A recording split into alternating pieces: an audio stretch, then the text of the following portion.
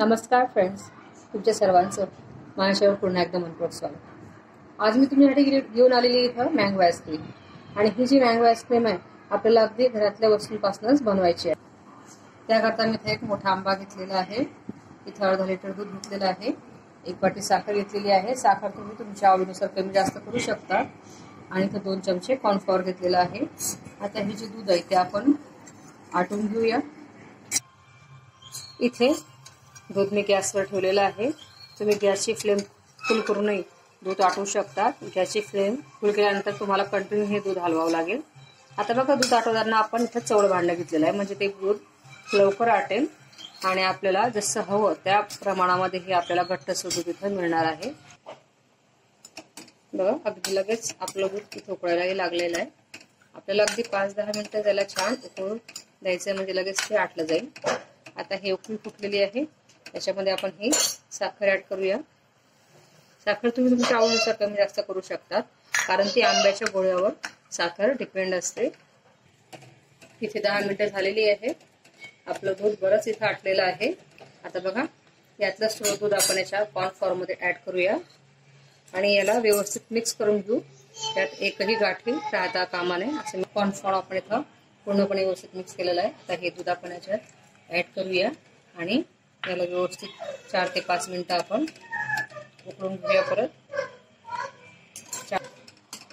याला कंटिन्यू हलवत राहा, म्हणजे याच्यामध्ये दुधामध्ये गाठडी पडत नाही। आणि बघा, हे दूध आता छान घट्टसर होत चाललेलं आहे। इथं आपण जी आईस्क्रीम बनवणार आहोत ती आईस्क्रीम बघा, विदाउट एनी क्रीम किंवा कोणतेही इन्ग्रेडियंट न टाकता आपण ही छान अशी क्रीमीशी आईस्क्रीम बनवणार आहोत। इथं अगदी 5 मिनिटांमध्ये आपलं दूध तुम्ही बघू शकता छान क्रीमी आणि घट्टसर झालेलं आहे। आता याला आपल्याला रूम टेम्परेचर पर्यंत थंड होऊ द्यायचं आहे। यामध्ये कॉर्नफ्लॉवर टाकल्यामुळे बघा, त्या आईस्क्रीम मध्ये कोणत्याही प्रकारचे क्रिस्टल तयार होत नाहीत, आईस क्रिस्टल। याला छान आता रूम टेम्परेचर मध्ये थंड होऊ देऊ। तोपर्यंत आपण आपला हा जो आंबा आहे त्या आंब्याचे पल्प काढून त्याला मिक्सर मधनं बारीक करून घेऊया।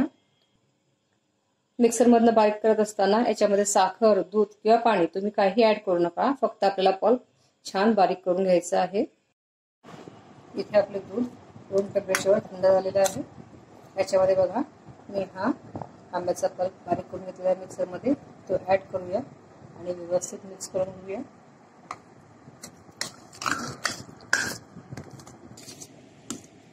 तुम्ही इथं बघू शकता आपलं दूध आणि रस व्यवस्थित पूर्ण मिक्स झालेला आहे।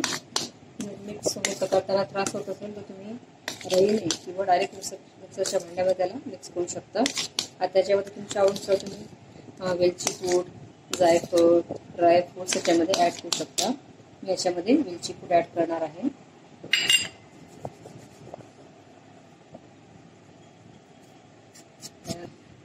थोडंसं केसर याच्यामध्ये मी ऍड करत आहे। आता आपण हे छान व्यवस्थित परत एकदा मिक्स करून घेऊया। हे बघा, आपल्याला अगदी छान कलर तयार झालेला आहे मँगो आईस्क्रीम सारखा। त्याला वेगळा वर्ण कलर टाकायची गरज नाही आणि त्यामध्ये आपण कॉर्नफ्लॉवर ऍड केलेला असल्यामुळे यामध्ये क्रिस्टलाइजही जमणार नाहीत। बघा, अगदी स्मूथ अशी आईस्क्रीम आपली तयार होणार आहे, विदाउट क्रीम आणि विदाउट एनी इन्ग्रेडियंट। व्यवस्थित पूर्ण मिक्स झालेला आहे। आता आपण याला फ्रीज करण्यासाठी एका पॉटमध्ये काढून घेऊया। तुम्हाला आवडेल त्या आकाराच्या पॉटमध्ये तुम्ही याला ऍड करू शकता आणि आपला फॉइल पेपरने रॅप करून याला फ्रीजरमध्ये 6 ते 7 तास फ्रीज करून घ्यायचं आहे।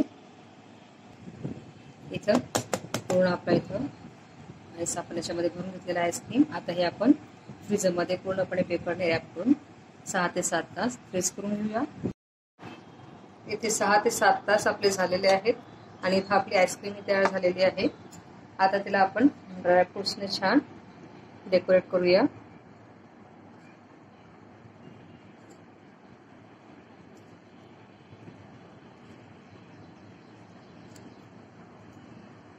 बघू शकता त्यात बिलकुलही क्रिस्टल जमा झालेले नाहीये। आता आपण तिला छान सर्व करण्यासाठी काढून घेऊया। अगदी स्मूदी अशी झालेली आहे, बघू शकतात।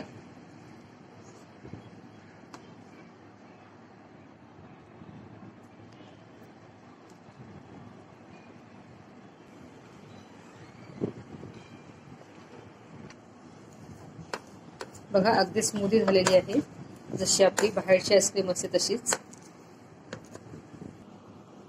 याला आता परत वळून आपण छान ड्रायफ्रुट्सने डेकोरेट करूया.